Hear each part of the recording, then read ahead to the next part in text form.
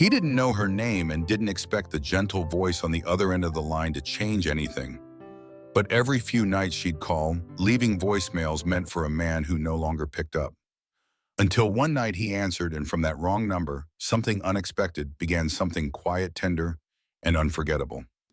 This is the story of a call that was never meant to be, and why he stayed on the line anyway. The first time Evan heard her voice, he thought it was a mistake. He was in the middle of sorting groceries in his tiny studio kitchen, balancing a carton of eggs and a bag of lentils with his phone wedged between his shoulder and ear on speaker because his hands were full, and the podcast he'd been listening to had just cut out. Then it started playing. "Hi, love. I know I said I wouldn't call again, but it's cold today, and I remembered how you used to warm up my hands by holding them between yours." Evan froze. He blinked at the phone screen, confused. The call wasn't live. It was a voicemail from an unknown number. "The house is quiet. I made your soup while I tried. It didn't taste right. I forgot the bay leaf. I always forget the damn bay leaf." He slowly placed the eggs on the counter, listening. Her voice was calm, gentle, older than his, maybe late 30s or early 40s. There was a melody in it, soft, tired, but rich. "I wore your sweater today. It still smells like you. I didn't wash it. I don't think I ever will." Then came silence. No goodbye, no name, just the click of the recording ending, like she'd run out of breath or nerve. Evan stared at his phone. Weird. He figured she must have dialed the wrong number, probably meant it for someone else. Maybe a voicemail she left for a contact she hadn't deleted yet. Maybe a pocket dial. Still, instead of deleting it, he hit save. 3 days passed. He didn't think about it again until another voicemail arrived. This time he was brushing his teeth, and the buzz of the alert made him pause. He clicked play, same voice, same tone. "You always said I talk too much. Remember? You like the quiet. I hated it. Funny how now I'd give anything to fill the silence. So here I am, still talking. You're probably rolling your eyes." Evan sat down on the edge of the bathtub, toothbrush and hand foam gathering at the corners of his mouth. "I walked by the river today. There were geese. You'd have hated them, mean bastards. One hissed at me, and I thought of you yelling, 'Claire, don't feed the damn things, they're prehistoric.'" Claire. Her name was Claire. This time she laughed at the memory. It was soft, almost reluctant. Then the voicemail ended with a quiet breath. Evan didn't delete that one either. Over the next 2 weeks, the messages came like clockwork every 3 or 4 days. Evan tried not to look forward to them, but the truth was he did. There was something strangely comforting about her voice. She never cried, never broke down. She just remembered and shared. Sometimes she spoke in fragments, sometimes in full conversations meant for someone who was no longer there. He wasn't sure what made him keep listening, loneliness maybe, or curiosity, or the odd truth that Claire, whoever she was, seemed more real in those 2-minute voicemails than anyone he'd talked to in weeks. One evening, after a particularly long workday spent photoshopping ads for a brand of luxury dog beds, Evan sat on the couch microwaving leftover curry and played the latest message. "The bookstore on Ninth closed. Can you believe that? Remember how we used to go in and pretend we were sophisticated enough to read Russian novels?" He smiled, not at the words, but the way she said them. "There was a boy there today, sitting cross-legged on the floor reading a comic. He looked so young. I wondered what kind of love he'll find. Will it wreck him, or will it save him?" Her voice dipped lower, quieter. "I hope it saves him." The curry beeped. Evan didn't move. He realized then that Claire was probably unaware her messages were reaching someone at all. She was likely calling her husband's old number, an old number that, by some twist of digital fate, had been reassigned to Evan when he changed phone providers 2 months ago, and she had no idea anyone was listening. One night, a voicemail came in later than usual. Evan had been asleep and the buzz woke him. He opened it, thumb hovering over delete, but curiosity won. "I think I dreamed of you last night," Claire whispered. "You were sitting at the edge of the bed just watching, like you were checking in. I wanted to reach out, but I couldn't move." She exhaled sharply. "It's been 2 years. I should be over this. They say time helps, but they don't tell you it just gets quieter, not easier." Silence. Evan swallowed. Then, like a pulse through the dark, he heard her say, "God, I miss you." The message ended. This time he couldn't sleep. The next morning, Evan stood in his kitchen, phone in hand, staring at her number. He shouldn't. He really shouldn't. But he tapped a call. It rang once, twice, then she answered. Hello? Her voice was sharp or wary. Evan froze. He hadn't planned this far. Hi, he said. Sorry, this is probably weird. I think you've been calling me. A pause. What? I think you meant to reach someone else, he said. You've been leaving voicemails to someone, your husband, I think. Silence, then a soft intake of breath. Oh, she said quietly. I'm so sorry, I didn't realize. No, it's okay, he rushed. Really, I didn't want to freak you out. He rubbed the back of his neck. I wanted to let you know I've been getting them your messages. Another silence, but this one felt heavier. You listened to them, Ishmael, she asked. I did, Evan admitted. I didn't mean to at first, but they were beautiful, honest. He wasn't sure why he said that. Maybe it was the truth. Maybe it was what she needed to hear. Claire didn't respond right away. When she did, her voice had softened. I didn't think the number would ever get reassigned. It was his for years. I used to call it just to hear the line ring. Evan nodded even though she couldn't see him. I understand. I'm sorry if I bothered you, she said. I'll stop. Something in his chest pulled. You don't have to, he said. A beat. What? You don't have to stop, he said gently, this upon you. You weren't bothering me. I liked hearing from you. Claire didn't speak then. That's the strangest thing anyone's ever said to me. Evan chuckled. Yeah, I get that a lot. A breath of laughter from her side, small reel. I don't even know your name, she said. It's Evan. Evan, she repeated like tasting it. And you just listened. I did. She was quiet a moment, then why? Evan leaned against the counterphone, pressed close. Because he said you sounded like someone I was supposed to hear. The next time they spoke, it was Claire who called. Evan had just gotten back from a jog, the rare kind where he actually broke a sweat. His earbuds were still in when the call came through, unknown caller, flashing on the screen. He paused, thumb hovering. Then he answered. Hello. A small silence then. Is this Evan? He smiled. It is. She exhaled, relieved or uncertain. He couldn't tell. It's Claire. He knew. He would have known that voice anywhere. I wasn't sure I'd call again, she said. And yet here you are. A hint of a laugh. And here you are picking up a stranger's call like it's perfectly normal. Normal's overrated. Claire paused. That's true. There was something in her voice today, more solid, less cautious, like the first layer of frost had melted just a little. Where are you calling from, Evan asked. Home, just the kitchen. She hesitated. I was making coffee. I poured too much into one mug, like I used to when we shared. Evan waited. And then I realized it was just me, she said quietly. Still just me.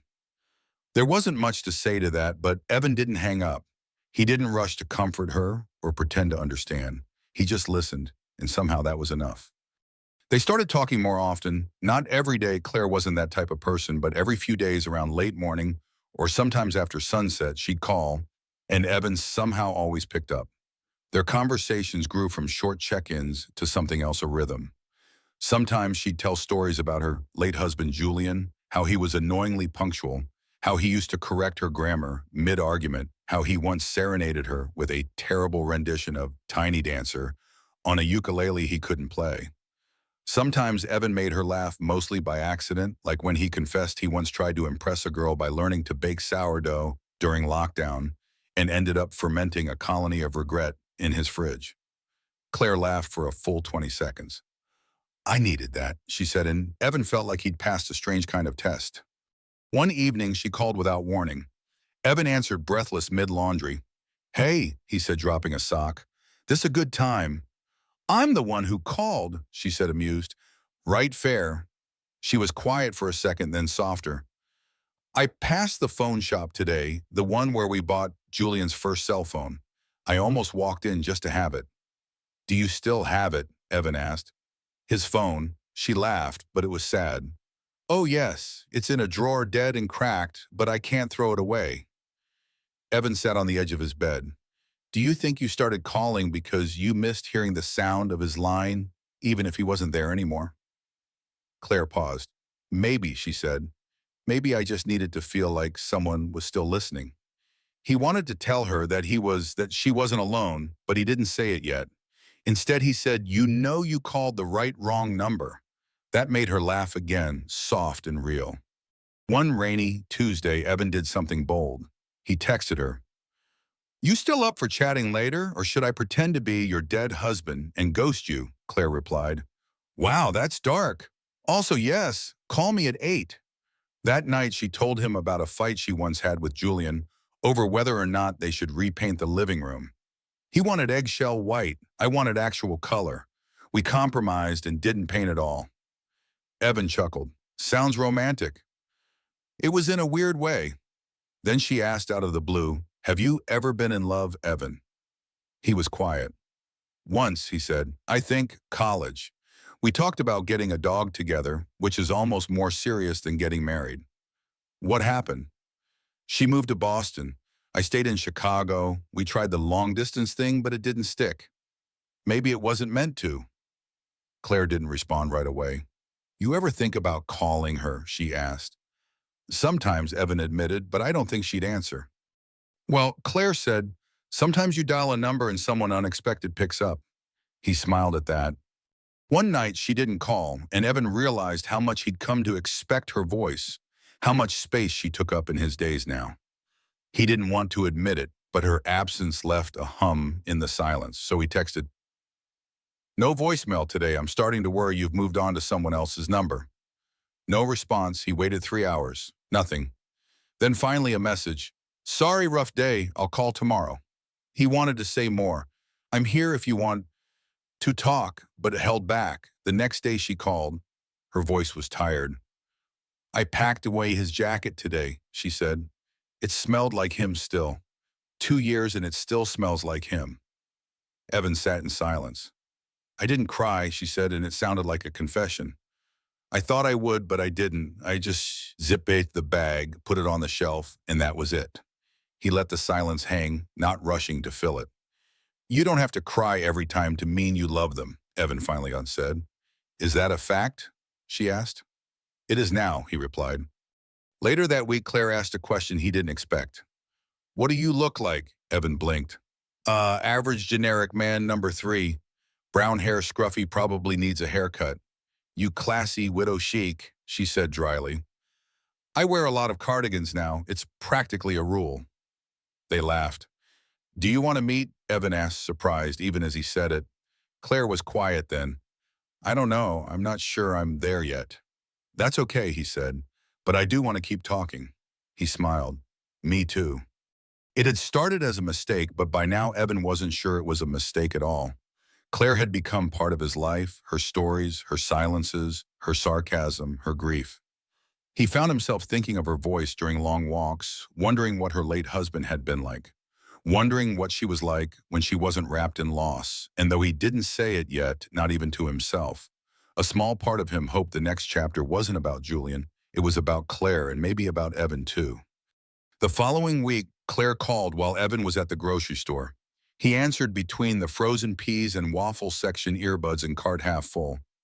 "Is this a bad time?" she asked. "That depends," he said, pushing the cart. "Do you judge people for buying discount toaster waffles?" A soft laugh. "Never." He grinned. "Then no, it's not a bad time. I needed to talk to someone. You're someone." It wasn't the most poetic declaration, but it made Evan's chest feel warm anyway. She hesitated, then said, "I found something today, a voicemail from Julian." Evan stopped mid-aisle. "Oh, I didn't even remember it existed. It was from years ago, something stupid. He was asking if I wanted sushi or Thai. Which did you pick?" "I picked sushi," he forgot, and came home with Thai. "We argued over it, and then we ate both." She laughed quietly. "Then I didn't delete it, the voicemail. I couldn't." "You don't have to." There was silence, then Claire said, almost guilty, "I thought about replacing the message my outgoing voicemail, but I haven't changed it in years. It still says Claire and Julian." Evan softened. "I think you can keep it if you want, or change it if you want. That's kind of the beauty of voicemail. It holds things without judgment. Claire was quiet for a long moment. You ever think about what you leave behind in little things like voicemails, receipts, grocery lists? All the time, Evan said. I once found an old note I wrote myself in a lunch bag. Said, don't forget to be kind today. I don't even remember writing it. Were you kind that day? Probably not, he said, but past me had high hopes. Claire chuckled. Julian used to leave notes in my books. He'd underline things and write, this is you. Sounds like he was a romantic. He was annoying, she corrected, but he was mine. There was a pause. I'm glad you answer when I call, she said quietly. I'm glad you keep calling. That weekend, Claire didn't call again. Evan didn't text this time. He waited, and then on Sunday afternoon she called. Her voice was strained. I tried going on a date. Evan's heart did something strange. Oh, he said.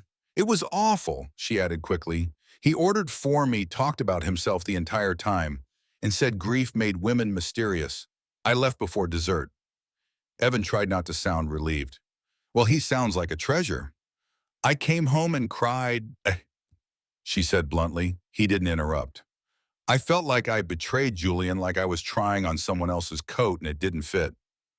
Maybe it was just the wrong coat, Evan said. Claire gave a small laugh. You're very metaphorical today. Too many waffles. I'm drunk on carbs. That made her laugh harder. Honestly, she said after a moment, I think I just wanted to feel something. Instead, I felt nothing, not even guilty, just numb. Maybe numb means you're healing, he offered, like your brain's putting bubble wrap around the sharp stuff. You're full of weird wisdom. I try. A few days later, Claire did something unexpected. She texted him, what's your favorite sound? Evan blinked at the message, then replied, easy. That sound when you walk into a bookstore and everyone's quietly existing like rustling pages and possibility. Wow, okay, poet, he smirked. Your turn. Her reply came minutes later. The sound of someone making coffee in the kitchen while you're still in bed. Evan read it twice. That's a very specific kind of lovely. It used to be my favorite part of Sunday mornings. Evan hesitated, then typed, let's make Sunday mornings okay again. She didn't reply right away then. I'd like that. They started calling each other on purpose, not just Claire's impulsive voicemails anymore, or accidental mid-afternoon dials, but planned calls shared time. One night she said, I Googled you. Evan choked on his tea. You what? You told me your last name once, I remembered. Found your LinkedIn. You were very normal. I contain multitudes, he said, mediocre ones. You work in tech support, she said amused. That explains the patience. I'm the guy who tells grandmas how to reset their routers. I'm basically a hero. You are, she said. He didn't laugh at that. He just smiled stupidly alone in his apartment. Then came the phone call that changed something. I saw a therapist today, Claire said, her voice quiet. Oh, it was hard. I cried and I didn't want to, but I talked about you. Evan's heart beat faster. What did you say? I told her about the man who answers the wrong number, how you never ask for anything but always give space, how sometimes I forget your face but remember your voice like it's music. He didn't know what to say to that, so he said the truth. I think about your voice all the time. Claire exhaled. Is that strange? No, Evan said. It's the most honest thing I've ever heard. It was getting harder to pretend they were just strangers bound by a phone line in grief. Something was happening slowly, quietly, but it was real. Evan didn't know what to call it yet, but he knew he didn't want it to stop. Evan couldn't stop thinking about what Claire had said. I forget your face, but remember your voice like it's music. He'd replayed the sentence while brushing his teeth, while microwaving leftovers, while standing in the elevator at work surrounded by people who had no idea someone out there was calling him her music. It was getting harder to treat this as some tender accident. They were talking every day now, late-night conversations about nothing and everything. Her favorite kind of pen, his irrational fear of squirrels, her dreams of opening a bookstore cafe. She never told anyone about his tendency to cry during commercials, especially ones with dogs and soldiers. Then on a Thursday evening, she asked, have you ever lost someone? Evan paused. Yes, my mom, when I was 19, cancer. There was a long, aching silence on her end. I'm sorry, she said. Me too. I think part of me thought you were just kind, but now I think you just know. Know what? What the dark feels like when it doesn't leave. That night, she called again. I'm downstairs, she said. Evan sat up straight in bed. What? I'm in my car. I drove past your building, Claire. I'm not coming in. I just wanted to see where your voice lives. He got out of bed, walked to his window, and saw her car, a silver sedan, idling across the street. She was staring up. He waved. A light flicked inside the car. She raised her hand, tentative, a shadow in the shape of hope. I'm not ready, she said, voice trembling through the speaker. You don't have to be. I don't know what this is. I don't either, but I feel better when I talk to you. He swallowed. Me too. Can I just sit here for a while? You can sit there as long as you need. And so they stayed like that, separated by glass and grief and the weight of unspoken possibilities. She left an hour later, headlights disappearing into the city's hush. 2 days later, she sent him a picture, a cup of coffee on a windowsill rain. I made coffee this morning and pretended someone was making it for me. Evan sent back, someday someone will. A pause then, would you, he stared at the message, his heartbeat somewhere in his throat. Then he typed, if you ever want me to. Claire called that night and neither of them danced around it anymore. I think I'm scared, she admitted, of liking you, of you liking me back, because if I lose you too, you're not going to lose me. You don't know that. I know what I choose. I'm choosing this. You. You haven't even kissed me, she whispered. I've kissed you 100 times in my head. She laughed, cracked and warm. Me too. A pause.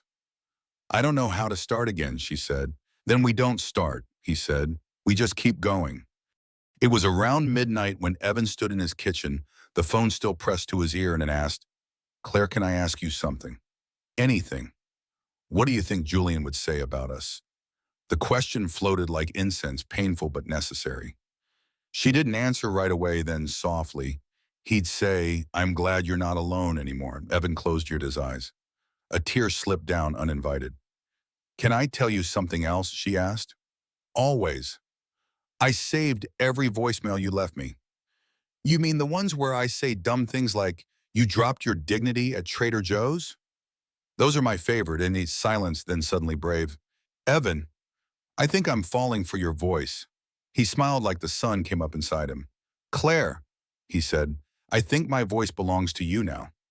Evan knew something was different when Claire didn't call for 2 days straight. Not a voicemail, not a text, nothing. It wasn't the first time she'd pulled away, but this silence felt heavier, louder like a storm forming just past the horizon of their strange, beautiful connection. He finally broke, sending a message. You okay? No reply, not the first hour, not the first night, but on the third day, just past 300 a.m., his phone lit up. Can I call you? He was already wide awake, already waiting. He didn't even type a reply. He just answered. Hey, he said. She didn't speak right away, then came her voice, hushed and raw. I found Julian's sweater today in the back of the hall closet. I thought I donated everything, but it still smells like him. Evan sat up in bed, heart steady. Did you put it on? I did, she said. I wore it for hours. I cried into it like he was there. A breath then, and I hated myself because for a moment I wanted you there instead. The silence that followed was thick with too many emotions to name, but Evan didn't run from it. He whispered, I think that means you're healing. No, Claire said. It means I'm selfish. I want him back, and I want you too. I want things that don't make sense. He let the quiet settle before replying, grief and love aren't opposites, Claire. Sometimes they hold hands. A choked laugh. You say things like that, and I start thinking there's still magic in the world. There is, Evan said. It sounds like your voice at 3:00 a.m. The next morning she texted, I think I'd like to see you in person. For real. Evan stared at the message like it might evaporate. Are you sure? He typed back. No, but I want to be. That's something, right? That's everything. They met at a park bench just after sunset, the kind of dusky hour where the sky forgets its colors. Claire was there first. She stood as he approached, arms wrapped around herself, even though the night was warm. She looked different, taller, smaller somehow, but not weaker, just more human. "Hi," she said. "Hi," he breathed. They stood awkwardly for a beat, then she stepped forward. I hugged him like she'd done it 100 times. He felt it then, the gravity of her, the softness wrapped in steel, the pain pressed into gentleness, the echo of Julian still living inside her. "I didn't know what to wear," she murmured. "You wore your voice. That's enough." She pulled back to look at him. "You're taller than I thought. You're more beautiful than I imagined." That earned a half smile. "Careful, I might believe you." "I hope you do." They walked for an hour, talking about nothing. The birds overhead, a kid trying to fly a kite with too little wind, the smell of someone grilling nearby. Eventually, they sat on a bench near the water. Streetlights flickered on like stars giving up early. Claire leaned her head against his shoulder. "I thought it would feel like cheating," she whispered. "And does it?" "No," she said. "It feels like remembering what warmth is." Evan didn't move. He didn't speak. He just sat with her, as still and present as a heartbeat. Before they parted that night, she said, "I still talk to him, sometimes out loud in the kitchen in my car." "I talk to my mom, Boam," Evan replied. "Usually when I burn something she used to cook perfectly." Claire smiled. "Do you think they'd be happy for us?" He thought about it. "I think they'd be grateful we found each other." She touched his cheek, brief, gentle, brave. Then she whispered something she hadn't dared say before. "I'm starting to feel alive again, and it's terrifying." He smiled, leaning into her palm. "Then we're in the same boat. Let's be terrified together." The day it all began, Evan never expected to answer a call from a ghost. Now, months later, he sat beside Claire in her kitchen as sunlight spilled across the tiled floor. A cup of coffee steamed in her hands. His elbows rested on the table, and between them sat her phone unlocked and open to a folder labeled Julian's voicemails. "Are you sure?" Evan asked gently. Claire nodded. "I think I need to hear them one more time with you." She pressed play. Julian's voice crackled through the speaker, warm, tired teasing. "Claire, babe, I'm stuck in traffic again. I swear these drivers want me to lose my mind. Save me a piece of that lemon tart, yeah? Love you." Claire didn't cry. She smiled. Another message. "I forgot to tell you I folded the laundry but accidentally shrank your favorite sweater. Please don't kill me. Also, I left you flowers. You'll see them. Try to stay mad, I dare you." She laughed, and Evan leaned closer, his arm brushing hers. Then came the last message. Julian's our voice was softer this time. "Hey, if you're listening to this, I probably forgot to call you back. Or maybe I just wanted to hear your voice first. Either way, I love you, and I always will. You're my whole world, Claire." The room felt still after it ended. Claire sat in silence, her thumb hovering over the screen. Then she slowly deleted the folder. "Claire, it's okay," she whispered. "I'm not deleting him, just letting go of needing to hear it again." She looked at Evan, eyes misted but sure. "Now I want to hear you." He took her hand.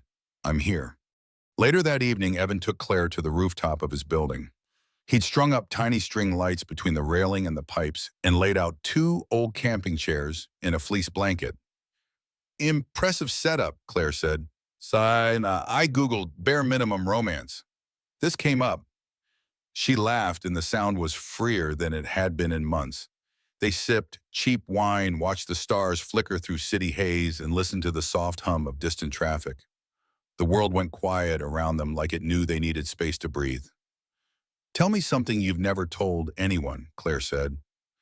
Evan looked at her. "I used to call my own number just to hear my voicemail greeting, just to hear someone say something back." She blinked. "That's heartbreakingly sweet." "Your turn," Claire thought then. "When you first picked up that night, I almost hung up because your voice wasn't Julian's, and I hated myself for being disappointed, but you stayed." "I stayed." They were quiet again, then Evan said, "I saved something too." He reached into his coat and pulled out a piece of paper. It was folded and worn from being handled too many times. He passed it to her. Claire unfolded it. It was a transcript. Claire, I'm starting to feel alive again, and it's terrifying. Evan, then, we're in the same boat. Let's be terrified together. You wrote it down. I didn't want to forget the first time you let me in. She looked up at him. You're incredible. No, Evan said softly. I just answered the phone. Weeks later, Claire recorded a new voicemail greeting. Evan happened to be beside her when she did it. Hi, this is Claire. I'm not available right now, but leave a message or, better yet, just call again. I might be braver next time. She looked at him when she finished smiling, and Evan, he left her a message that very night, just because. Hey, Claire, it's me. I'm thinking about that first time you called. I had no idea who you were, but somehow I think part of me was already waiting. I'll keep picking up always. One of the most profound lessons from Evan and Claire's story is the transformative power of human connection, even when it begins by accident. Life often throws us into moments of loss, loneliness, or uncertainty, yet it's in these fragile spaces that unexpected bonds can form, reminding us that we're never truly alone. Claire's voicemails meant for a husband who was no longer there, found Evan a stranger who chose to listen rather than turn away.